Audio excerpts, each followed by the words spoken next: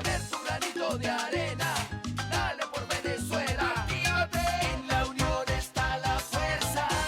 Por eso te digo que la fuerza es la unión. Muy buenos días, Venezuela. Abrimos nuestro programa de hoy con una noticia urgente que ni siquiera nos permite hacer la presentación completa del programa. Desde hace aproximadamente hora y media se ha desatado un feroz incendio en el sector caraqueño de Los Naranjos, en los límites entre los municipios de Baruta y El Hatillo. Tenemos en línea a una vecina del lugar, a Soraya Noval. Ella está muy cerca del sitio de este siniestro que tiene consternados, repito, a los vecinos de los Naranjos. Soraya, gracias por atender nuestra llamada madrugadora. ¿Qué es lo que está pasando allá en la avenida norte de Los Naranjos? Te escuchamos. Hola, Chugo, buenos días. Gracias de verdad por atender el auxilio, porque las redes sociales es lo más rápido. Sí, aquí en la avenida Norte 5 de la principal de Los Naranjos somos dos conjuntos residenciales antes de las quintas, residencias Reyes, Plaza y Daimar, y como aproximadamente nos reportaron las explosiones y gritos de personas, no entendíamos qué pasaba. Entonces, al asomarnos, pues las llamas eran demasiado altas, pues se ve que era la parte de las quintas, como te hice el comentario hace un rato, muchos no hemos salido a la calle por seguridad, pero bueno, tratando de comunicarlo con las autoridades a medida posible, porque ha sido bastante. De hecho, ahorita mismo, esta es la hora que desde la residencia se puede ver todavía la humareda con la claridad de que hay llamas. Pues hemos escuchado de que ha llegado uno de los camiones de los bomberos y están en eso, pero todavía de aquí se puede ver clarito lo que es el humo con el encendido pues de llamas que tienen allí. Estamos hablando exactamente de qué sector. Para las personas que no conocen Los Naranjos, ubícanos, por ejemplo, en relación al centro comercial. Ok, si vienen para Los Naranjos, al pasar lo que es el centro comercial Los Naranjos, Galerías Los Naranjos, siguen todo el tiempo derecho, pasan la parte donde está el gimnasio, que hay por allí la entrada también para un conjunto residencial y un preescolar, y la última redoma que termina en la urbanización Los Naranjos y nos lleva hacia el Hatillo de esa redoma a mano derecha, es lo que llaman la avenida Norte 5. Dos conjuntos residenciales grandes e inmediatamente una zona de casa, de quinta, de la zona. Nos dices que este incendio se ha desatado aproximadamente a partir de las 4 de la mañana. ¿Tienes la visual que tienes te permite identificar si hay más de una vivienda afectada? Presumo que sí, porque por el sitio donde se está viendo aquí, estos son un conjunto de casas que estaban unas al lado de las otras. Y a las 4 de la mañana fue que nos despertamos algunos de los vecinos por las fuertes explosiones, como te comenté. O sea que eso tendría que haber arrancado un poquito antes de las 4 de la mañana, porque ya estaban muy fuertes las llamas y muy alto. De verdad que es bien feo. Nos dices que ya hay presencia bomberil. Sí, lo que estaban comentando los grupos de chat de los vecinos aquí mismo de las residencias es que había pasado un camión pequeño de algunos bomberos y bueno, varios que bajamos a planta baja que estamos ahí en la parte de vigilancia. El mismo vigilante nos informó que acababan de pasar ahora como media hora un camión ya de los bomberos que quiero suponer que es de aquí de la zona del Hatillo, pues. Comprendo. Bueno, Soraya, muchísimas gracias por darnos este reporte madrugador. Vamos a seguir muy pendientes a lo largo del programa de la evolución de esto y sobre todo de que en efecto se haya producido la presencia de los efectivos bomberiles en el número y con el equipamiento necesario. Muchísimas gracias, Soraya, muy pendiente. Gracias a ti, Chugo, gracias. Era Soraya Novales, ya es vecina de un conjunto residencial que está en las cercanías de este incendio desatado en los alrededores de la comunidad de Los Naranjos, concretamente en los alrededores del centro comercial Galería Los Naranjos. Nos indica entonces que hay aproximadamente desde las 4 de la mañana, un poco antes, este incendio desatado.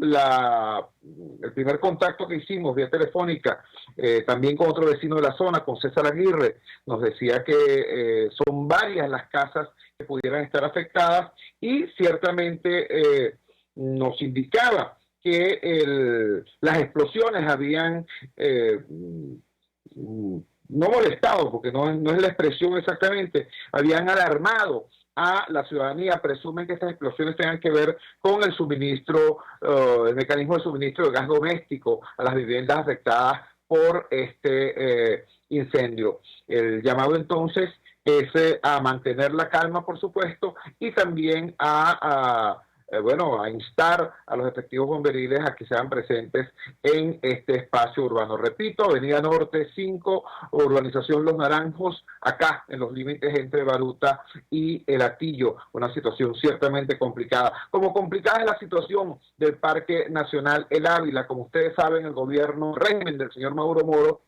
tiene la costumbre de violar la ley y luego adecuar la ley a la violación que perpetraron. Hay muchísimos ejemplos de esto. Uno de los más dolorosos desde el punto de vista ambiental fue cuando el área que circunvala, que está alrededor de la avenida Bolívar de Caracas, un área que estaba decretada como Parque Nacional en el proyecto original del centro de Caracas, les dio la gana de construir unos edificios ahí de la Misión Vivienda con el pretexto social y seguramente para beneficio de algún contratista. Invadieron esa zona, talaron los árboles, construyeron estos adefesios y luego modificaron la normativa de Parque Nacional. Algo parecido está por ocurrir en el caso del Parque Nacional El Ávila. Como todos saben, unos sujetos dieron permiso para una actividad que está expresamente prohibida en la normativa. Cobraron dólares para permitir una carrera de rustiqueo de bicicletas en el Parque Nacional El Ávila. Y después están convocando a unas jornadas supuestamente con los usuarios para discutir la reforma del reglamento de uso del parque. Tenemos en línea a Marlene Sifontes para que nos explique exactamente qué es este monumento al cinismo. Marlene, gracias por atender nuestra llamada madrugadora. ¿Cómo es esto que van a modificar un reglamento después que lo han violado en forma tan abierta? Te escuchamos. Muy buenos días, Chugo. Gracias por la oportunidad. Bueno, ciertamente unas autoridades que carecen de legitimidad porque violentaron el plan de ordenamiento y reglamento de uso del Parque Nacional al permitir esa carrera de bicicleta de la modalidad enduro, que son bicicletas que causan un gran impacto en nuestro parque, produciendo erosión, y si ya el parque está afectado por el constante pisoteo de los excursionistas, y eso está comprobado por estudios del SENAC, de la UCB, imagínate ese impacto. Bueno, después que las autoridades de Imparque permitieron, avalaron, apoyaron esa carrera de bicicleta, que incluso abrieron trochas ilegales que en el pasado Imparque había cerrado por ilegales y por inseguras. Entonces ahora pretende modificar el plan de ordenamiento, reglamento y uso, y ahí hay que poner el detalle, porque es el plan de ordenamiento, es el marco legal que puede hacer que exista un orden en el Parque Nacional del Ávila, y como las actuales autoridades de Imparque son las primeras que los violentan, es ahí el grado de complejidad que tiene el Parque Nacional del Ávila. O sea, ahorita no pueden decir que es que el plan de ordenamiento está obsoleto, no, es el que está vigente, es el que se debe respetar, y si hay que adecuarlo y si hay que actualizarlo, para eso se requiere un procedimiento. Entonces ellos están llamando así abiertamente a que vayan los usuarios sin siquiera haber hecho el diagnóstico de qué estado está el Parque Nacional, que eso es previo, es el primer paso que tienen que dar para hacer el cambio del plan de ordenamiento, y entendiendo que el plan de ordenamiento de un parque nacional atiende a dos cosas fundamentales. Primero es a dar cumplimiento, ¿verdad?, a lo estipulado en el reglamento parcial de ordenación del territorio, ¿verdad?, que dice que hay que modificar cada 5 años y hay que adecuarlo, ¿verdad? Pero eso se hace previo a una revisión del caso, ¿no? Y tiene que haber un informe detallado del Instituto Nacional de Parque, ¿verdad?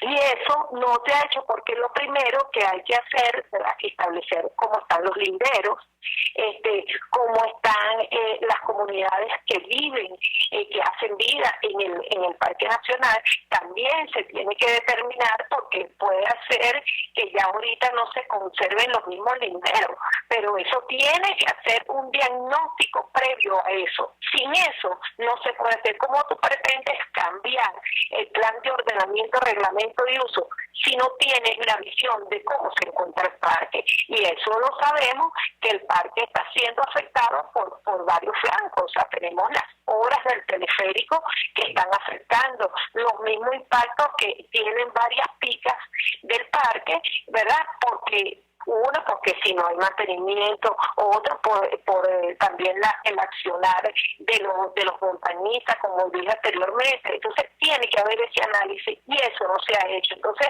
ahora ellos están hoy por lo menos diciendo que van a discutir unos artículos. ¿Cómo van a discutir si todavía no tienen el análisis el diagnóstico de qué es lo que quieren, qué es lo que pretenden con el plan de ordenamiento, con el cambio del plan de ordenamiento y uso? Y ahí es donde los ciudadanos tienen que estar pendientes y pedir que se cumpla como eso. O sea, yo no puedo cambiar algo que desconozco, es llevar a todos los usuarios y sobre todo que el parque sea encargado de que los que muchos estén allí sean los que apoyan y que en el Parque Nacional se incluyan las bicicletas y los deportes extremos. Mira, si algo tenemos aquí en Venezuela, que si ponemos y vemos lo que es el globo terráqueo y vemos lo que significa Venezuela en todo el mapa mundial, vemos que es un pequeñísimo espacio, pero con ese pequeño espacio nosotros somos el país megadiverso número 10. Eso quiere decir que los controles que se han hecho en Venezuela en el Sistema Nacional de Parques han dado sus frutos, y por eso que nuestro sistema de parques nacionales es referencia a nivel mundial. Entonces no puede pretender estos que hoy quebrantaron la ley, estos que hoy hacen la mirada cómplice ante las construcciones de la nueva ruta del teleférico, donde le han violado todos los derechos al poblado autóctono de Galipán, que ni siquiera los han expropiado, ni siquiera los han indemnizado, cuando lo que están haciendo que gravemente con el teleférico de carga, que no han hecho nada. Entonces son estas autoridades que carecen de legitimidad, que son los primeros que violan el plan de ordenamiento, son los que pretenden cambiar. Es por eso que nosotros el viernes pasado le dejamos una comunicación al ministro de Ecosocialismo, que tiene que apersonarse en el parque, que tiene que de manera urgente atacar lo que está pasando en el parque. Y en este sentido, si esos controles no fallan, tiene que ser la Contraloría Social del Ciudadano. No se puede permitir que el parque esté modificando el plan de ordenamiento, reglamento y uso sin haber hecho un diagnóstico, porque el Parque Nacional de Ávila está afectado. O sea, si no le funciona ni siquiera el sistema hídrico y vamos a la temporada de incendio. Entonces por ahí el llamado es a los ciudadanos que sí, que acudan al llamado, pero para ser críticos, que primero pidan el diagnóstico de cómo está el Parque Nacional del Ávila antes de cambiar cualquier letra del plan de ordenamiento. Ese diagnóstico tiene que estar listo, y es un diagnóstico que no se hace de un día para otro. Gracias, Marlene. Se nos agota el tiempo. Te agradecemos vivamente que nos hayas regalado estos minutos para exponer esta situación gravísima. Vamos a ponerlo de la siguiente manera. No solamente quienes estamos en Caracas y gozamos de la existencia del Ávila como guardián tutelar de la ciudad, no. Para millones y millones y millones de venezolanos que están regados por el mundo, el Ávila es un símbolo de la nacionalidad, es el recurso, el ancla de la nostalgia, es una de las imágenes más queridas del país. Bueno, chicos, vamos a decirlo con claridad. Estos vándalos están destruyendo eso. Nos acaba de decir Marlene Cifontes que siendo Venezuela un país tan pequeño, sin embargo, es el país número 10 en el mundo en materia de biodiversidad. Y esto es producto de los esfuerzos que hizo la democracia venezolana creando el Sistema Nacional de Parques Nacionales, monumentos naturales y áreas bajo régimen de administración especial. Bueno, esa riqueza, así como destruyeron PDVSA, como destruyeron las empresas básicas de Guayana, así como destruyeron el aparato productivo nacional, ahora la emprendieron de manera salvaje contra nuestra biodiversidad. Y no se trata solamente de lo que está ocurriendo en Canaima, en el arco minero del Orinoco, o lo que está ocurriendo incluso en las montañas andinas, donde también están haciendo perforaciones para explotaciones mineras. No vale, aquí mismo en Caracas, en nuestras narices, en el Ávila, están destruyendo el Ávila, están haciendo megaconstrucciones de enchufados allá arriba. a los habitantes ancestrales de la montaña. Si se les rompe una teja, para reparar la teja, tienen que lograr un permiso del ministerio. Pero allá arriba están construyendo mega quintas con piscinas, etcétera, etcétera, etcétera, para los enchufados. Bueno, y todo el asunto de la vialidad que ya nos explicó Marlene Sifonte. Ahora, después de violar la ley, quieren adecuar el reglamento del parque para entonces legalizar el despojo y el ultraje a nuestra montaña tutelar. Eso es lo que nos está denunciando Marlene Sifontes y eso es exactamente lo que nosotros como ciudadanos, más allá de las organizaciones, los organismos, los partidos, etcétera, nosotros como ciudadanos tenemos que rechazar. Vamos a la siguiente pausa comercial y ya regresamos con muchísimo más de La Fuerza. La fuerza es la unión. Usted escucha Unidad, la fuerza es la unión, con Chuo Torrealba por RCR 750 AM. Sintonícenos a través de Periscope, @RCR750, la radio que se ve. Conéctese a la emoción del hippismo nacional e internacional en Trasnocho Hípico, con la llave ganadora, Jesús Oropesa y Héctor Alonso. Estadísticas, entrevistas, pronósticos. Trasnocho Hípico, todos los miércoles, jueves y viernes a las 11 de la noche. Solo por RCR Deporte, 750 AM.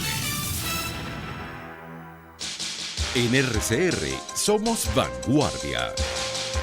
Toda la programación de tu RCR también la puedes seguir a través de la internet. Audio y video en tiempo real. Noticias y mucho más. No te pierdas ni un segundo de nuestra programación. No hay excusa ni cadena que valga para que dejes de escucharnos. Ingresa a rcr.tv, la radio que se ve. Opinión, ideas en debate. Usted escucha a Chuo Torrealba en Unidad, la fuerza es la unión, por RCR. Regresamos a La Fuerza es la Unión. En el día de hoy, el programa Vladimir a la Una, en un canal que alguna vez fue un canal de noticias, hubo un entrevistado. Este entrevistado hizo un planteamiento público que ha levantado una inmensa polvareda. El señor Eduardo Centey propuso 10 nombres para integrar, para extraer de ellos a los posibles integrantes de un nuevo Consejo Nacional Electoral. Debo decir que es prudente no hacer una evaluación ad hominem de esto. O sea, no se trata de hablar de la persona que hizo la propuesta, hay que hablar de la propuesta misma. Y aquí hay unos nombres realmente interesantes. Aquí nos hablan del abogado y jurista Pedro Niken, por ejemplo, quien fue presidente de la Corte Interamericana de los Derechos Humanos. Está el doctor Irán Gaviria, ex embajador de Venezuela en Francia. Está el doctor Luis Lander, quien es el director del Observatorio Electoral Venezolano. Está el doctor Víctor Álvarez, el economista Rodrigo Cabezas. Está Andrés Caleca, quien fue presidente del Consejo Nacional Electoral y es una persona que hemos escuchado nosotros en este programa en varias oportunidades, un muy reputado experto electoral venezolano. Entre estos nombres destaca el nombre de Leonardo Carvajal. ¿Por qué digo que destaca el nombre de Leonardo Carvajal? Porque Leonardo Carvajal ejerció una posición de indudable liderazgo en lo que fue la primera reacción de la sociedad venezolana frente al proyecto totalitario. Y lo hizo a partir de un tema que es fundamental para el presente y para el futuro del país, como es el tema educativo. Leonardo Carvajal es el fundador de la Asociación Civil Asamblea de Educación, docente durante muchísimos años de la Escuela de Educación de la UCB. En la actualidad se desempeña como docente también en la Universidad Católica Andrés Bello.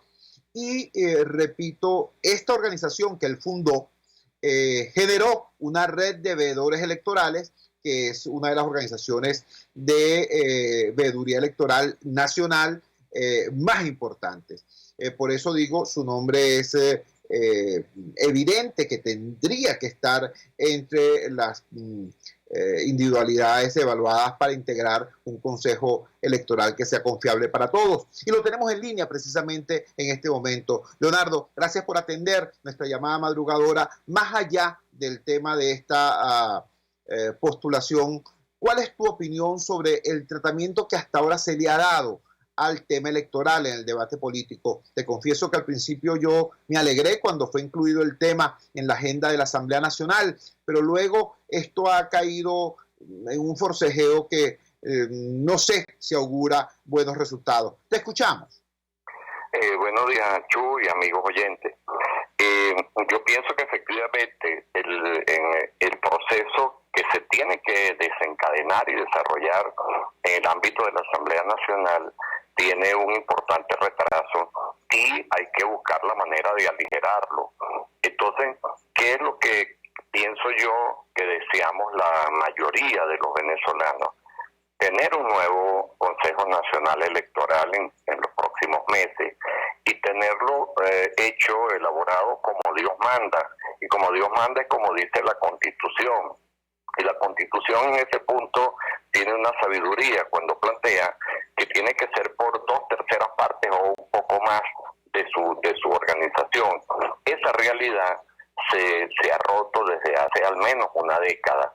O sea, no ha habido manera entre tirios y troyanos de ponerse de acuerdo esas 2/3 partes. Y entonces al final termina siendo el Tribunal Supremo de Justicia el que suple lo que se suele llamar la omisión legislativa.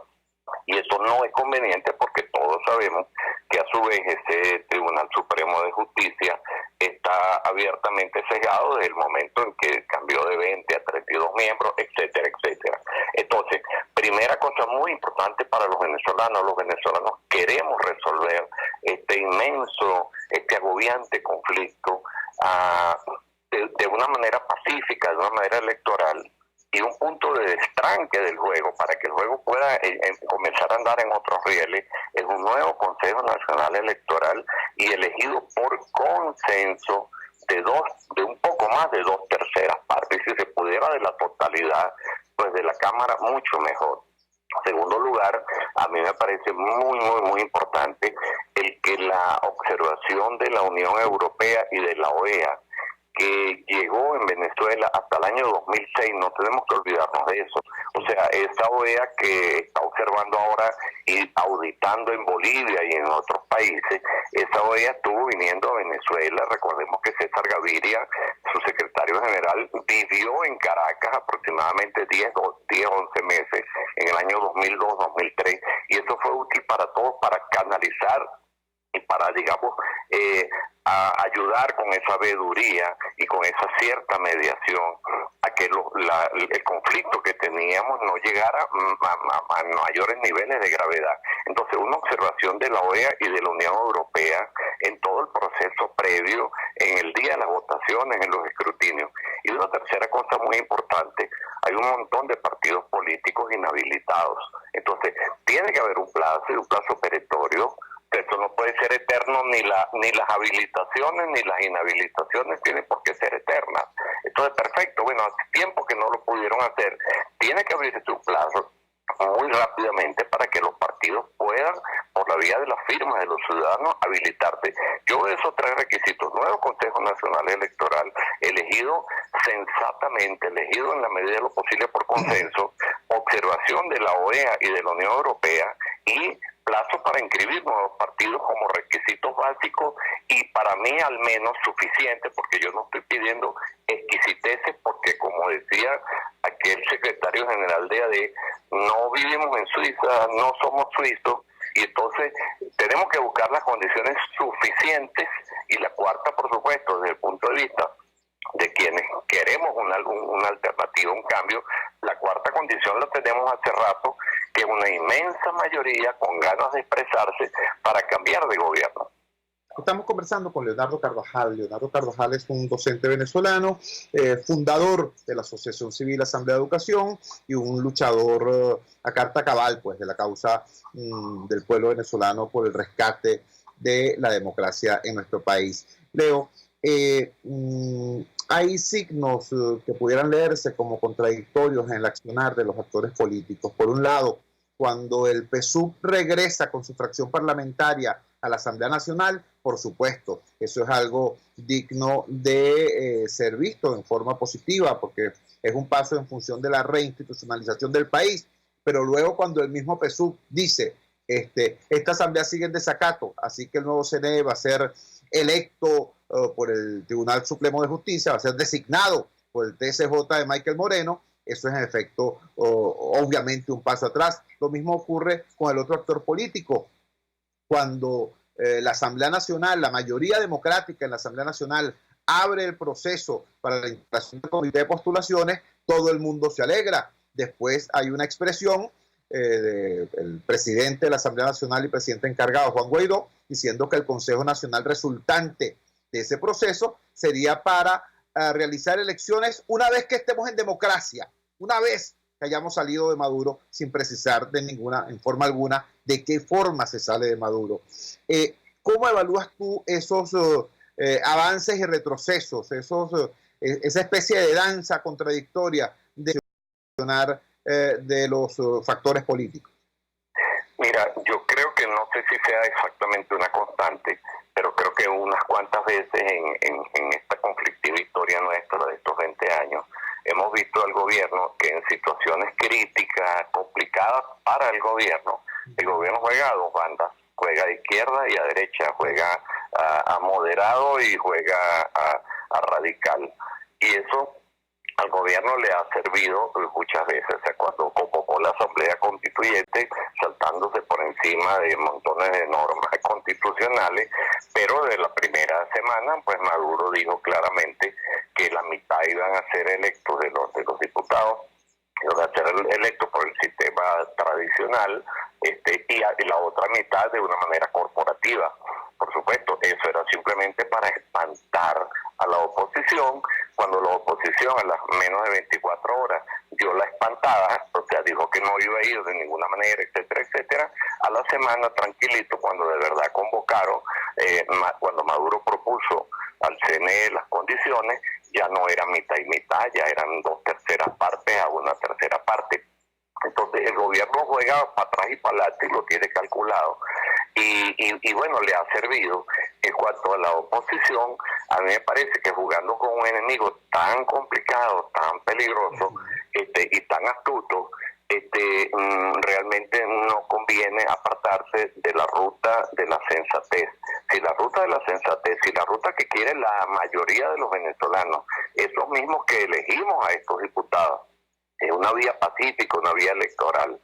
Si tenemos años suspirando por esto, por unas elecciones que de verdad nos resuelvan el problema, no se puede abrir la puerta de la esperanza y efectivamente, pues a los pocos días, a las pocas horas, dar señales contradictorias como el diputado, el presidente de la Asamblea Nacional, Guaidó, lo planteó. Yo creo que el camino, eso yo lo he venido planteando desde hace bastantes meses, el camino tenía que haber sido cuando Maduro, yo me recuerdo, hace 8 o 10 meses, lanzó un día la parada de que había que hacer elecciones parlamentarias o legislativas. Yo me quedé con las ganas de que esa misma tarde o al día siguiente Juan Guaidó dijera, pues vamos a jugárnoslas todas completas, como en un buen juego de póker o de cartas. Si usted pone sobre la mesa las elecciones parlamentarias, vamos a aceptarlo, vamos a aceptar ese adelanto de las elecciones parlamentarias, pero también entonces vamos a aceptar la repetición o el adelanto, o como se le quiere interpretar jurídicamente, de las elecciones presidenciales. O sea, no le tenemos miedo al pueblo. El gran garante de la solución de esto y de la solución pacífica es la voluntad mayoritaria del pueblo. De manera que yo creo que ahí no se puede retroceder, no se puede jugar con ambivalencia, y es una justa crítica que mucha gente estamos expresándole, esperemos que sea oída por la presidencia de la Asamblea Nacional y en definitiva por toda la Asamblea Nacional, porque ojo, si hay algún sitio donde debe reinar el pluralismo, la visión crítica,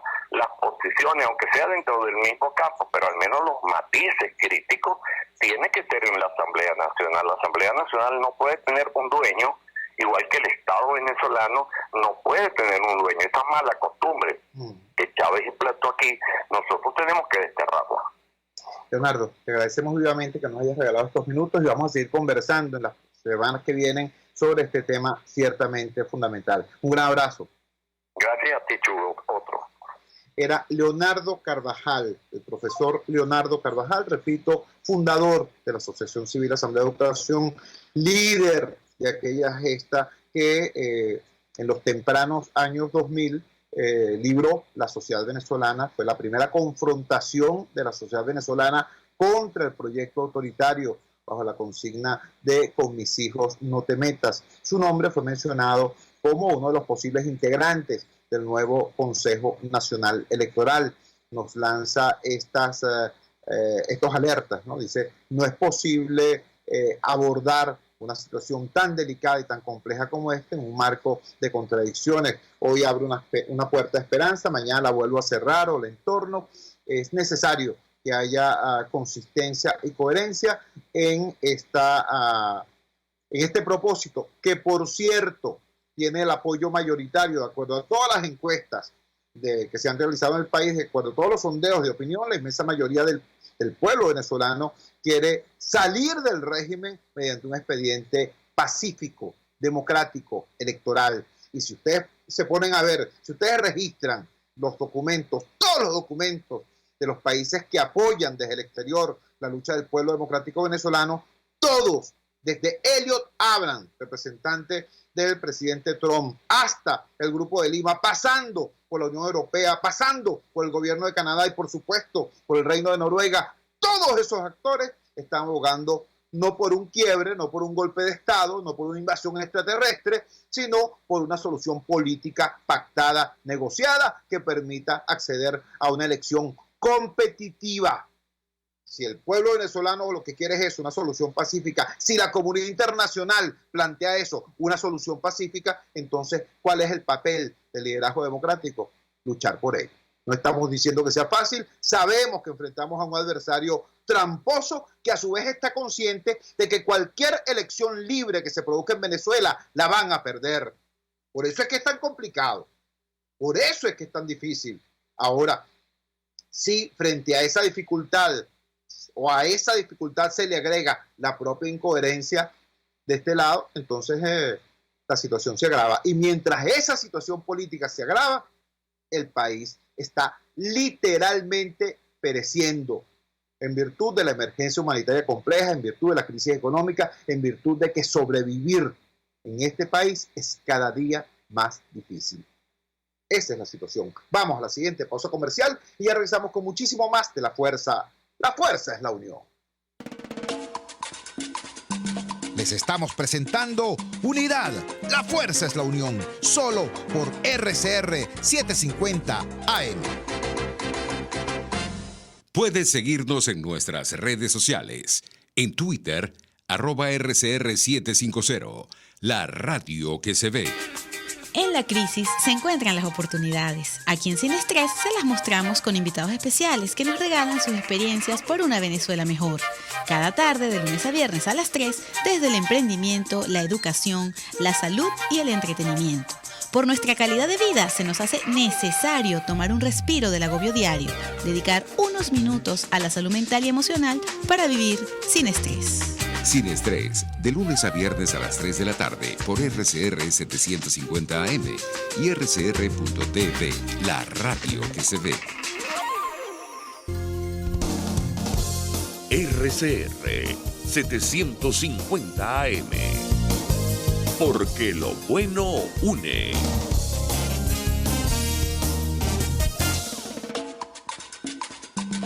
Les estamos presentando Unidad. La fuerza es la unión. Solo por RCR 750 AM. Regresamos a La Fuerza es la Unión. Decíamos al final del segmento anterior que mientras esta crisis política tiende en algunos casos lamentablemente a una suerte de clinch, los actores políticos en sus avances y retrocesos generan eso que llaman algunos un equilibrio catastrófico, ¿no? Ni uno puede derrotar al otro, ni aquel puede derrotar a este, y mientras tanto el país se deprime, la crisis económica se agudiza, la emergencia social humanitaria se agrava. Uno de los componentes de eso es el tema económico, precisamente, uno de los componentes fundamentales. El pasado 21 de octubre, el Banco Central de Venezuela publicó en la Gaceta Oficial 41742 una resolución que afecta a los créditos comerciales.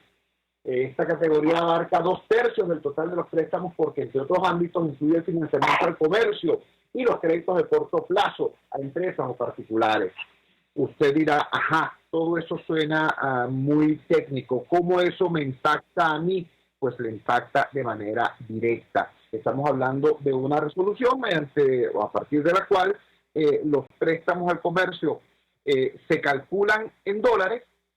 Al momento de pagarlos, se deben pagar calculados a la tasa del día. Si la tasa ha subido, entonces debe corresponderse con esa tasa, con lo que ha subido la tasa. Si la tasa ha bajado, no hay cambio. Una cosa curiosa. Para que nos explique el entresijo de esta medida y sobre todo cómo impacta el funcionamiento normal de lo que queda de la economía venezolana, tenemos en línea a un destacado venezolano. Es economista, es investigador social, fue ministro, es una voz sobria en medio de tanta laraca. Su voz es una voz sobria que aporta argumentos y no descalificaciones en el debate público. Me refiero a Víctor Álvarez. Víctor, gracias por atender nuestra llamada madrugadora. ¿Qué nos puedes decir que nos permite entender con mayor claridad este tema de los créditos, de cómo se ha modificado la normativa de los créditos al comercio? Te escuchamos. Aló. Buenos días, Chugo. Un saludarte. ¿Me oyes? Sí, te escuchamos, Víctor. Te escuchamos, Víctor. Okay. Sí. Yo te escuché también. Ajá. Bueno, mira, en relación con esta medida que acaba de aprobar el Banco Central de Venezuela, esta resolución, que es una especie de bandazo, ¿no? De irse al otro extremo de lo que hasta ahora ha sido la política monetaria del gobierno en relación con la banca, ¿no? Vamos a explicar un poquito lo que pasó hace algo más de un año cuando lanzó aquel programa de recuperación económica, ¿no? Cuando relanzó el y cuando introdujo el soberano, porque tiene mucho que ver con lo que está pasando ahora, ¿no? Para que podamos explicarle a tus oyentes de manera pedagógica las implicaciones que tiene esta medida, ¿no? Hasta que salió esa resolución, la política monetaria favorecía sobre todo la toma de créditos baratos, ¿no? Cuando en un país hay hiperinflación y los precios de los bienes aumentan a una velocidad pero muy superior a lo que es la tasa de interés, es decir, el precio que se paga por el dinero prestado, resulta que es un tremendo negocio endeudarse en bolívares para comprar cualquier bien, ¿no? Una licuadora, un teléfono celular, un carro, ropa, lo que sea, porque en fin de cuentas esas mercancías, esos productos que se compran con ese dinero barato se van a encarecer mucho más, pues se van a valorizar mucho más resultado de ese proceso de hiperinflación, ¿no? Entonces, si uno tomó ese crédito en enero a una tasa de interés de 20% o menos, y toma un crédito por un año, va a pagar en un año, cuando en diciembre uno ve cuánto está costando ese televisor o cuánto está costando ese horno microondas o lo que se haya comprado, eso cuesta 100.000 veces más, pues, en un país donde la inflación está en ese orden, pues 100.000%, mientras lo que pagas de interés es apenas 25%. Entonces, quienes descubrieron ese negocio, quienes se dieron cuenta que podían hacer esa operación, empezaron entonces a solicitar créditos a la banca, pero no precisamente para comprarse una nevera que necesitaban, para comprarse una licuadora, sino para comprar dólares, ¿no? Entonces, por supuesto, estos son descubrimientos, no hallazgos que hacen sectores muy pequeños de la sociedad o que tienen acceso al financiamiento, los sectores muy pequeños de la sociedad, y fueron justamente los que amasaron grandes ganancias tomando prestado la banca a una tasa de interés muy baja para comprar fundamentalmente dólares. Como decía antes, fueron créditos que no se destinaron al crédito práctico comercial, ¿no? Porque si recordamos aquellos tiempos donde una familia no podía comprar una nevera en efectivo, bueno, la compraba por cuotas, 6 cuotas, 12 cuotas, pues el comercio estaba asociado a un banco, ¿no? Según pedía que el préstamo que iba pagando la nevera o el artefacto electrodoméstico poco a poco. Una buena parte de esos créditos comerciales se desviaron precisamente a la compra de dólares. Como la política monetaria del gobierno ha sido justamente frenar de manera artificialmente el dólar, resulta que en Venezuela se da entonces un fenómeno extrañísimo, ¿no? Donde todos los precios de las mercancías suben, nunca bajan, ¿no? Y el único precio que prácticamente aquí sube y luego baja es el del dólar, ¿no? Nosotros hemos visto como, por ejemplo, en agosto el dólar pasó de 18.000 a 25.000.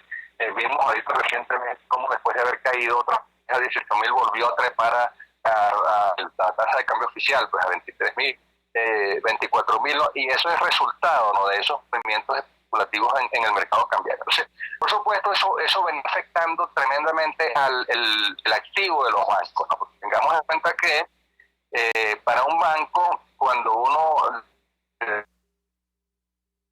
deposita las utilidades de fin de año en un banco, eso para el banco es pasivo, eso para el banco es una obligación, ¿no? Mientras que para uno, el que tiene la tarjeta y después el depósito, es un activo, ¿no? Cuando el banco presta, es el activo del banco, y cuando el banco me presta a mí o te presta una plata para que compres algo, el que tiene el pasivo es el deudor. Entonces, ¿qué pasaba con el activo de los bancos, no? Los bancos prestaban en enero una plata que en el curso del año, debido a la hiperinflación, esos activos, esos préstamos que había otorgado la banca, se iban derritiendo como cubitos de hielo. Entonces, cuando eso lo transformabas a dólares, resulta que en enero era una cantidad mucho mayor de dólares, porque la tasa de cambio también a lo largo del año va subiendo. Entonces, cuando dividías esa cantidad de bolívares entre la tasa de cambio, si la tasa de cambio subiendo en el curso del año, pues esos activos se reducían, ¿no? Y por eso es que nosotros hemos visto cómo en los últimos años los activos de la banca cayeron de 12.000 millones de dólares hace 5 años atrás, 6 años atrás, a apenas 259 millones de dólares, que es los activos de la banca estimados al mes de septiembre de este año, ¿no? Y es la sumatoria de todos los activos de la banca, ¿no? Con eso no se afianza ni siquiera la construcción de un puente, pues. Entonces, esa política había prácticamente disuelto los activos de la banca, y entonces ahora se toma una medida que, si bien protege la banca, se hace a costa de los deudores, ¿no?